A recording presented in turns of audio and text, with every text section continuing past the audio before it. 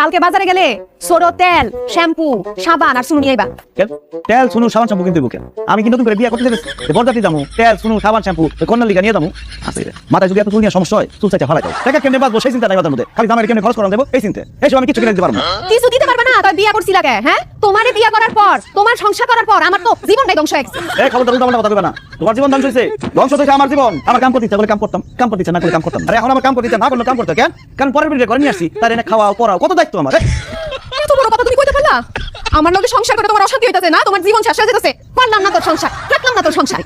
কমতে কমরা কই দিবে যাবো বাপের বাড়ি যাবো এখন। হ্যাঁ যাও বাপের বাড়ি যাও এই বুদ্ধিটা ভালো যদি বেশি বেশি জিনিস ফটো চাইবো উল্টা উল্টা কথা একটা কাজে লাগাই দিবো রাখ করে বাপের বাড়ি যাবো আমার খরচ বন্ধ মাথা ঠান্ডা দেখবো আরে শান্তি লাগতেছে খুব একটা হ্যালো এনে বলেছো কে তুমি না বলে বাপের বাড়ি যাও গা তোমার বিয়ে করে আমার জীবনটা ধ্বংস হয়েছে না? আমি আয় না তোমার 12টা না বাজে আমি হেঁটে কোথাও যাইতাছি। পড়াশোনা করে বড় বড় কথা বিয়ে করছিলাম আর কি পাইলাম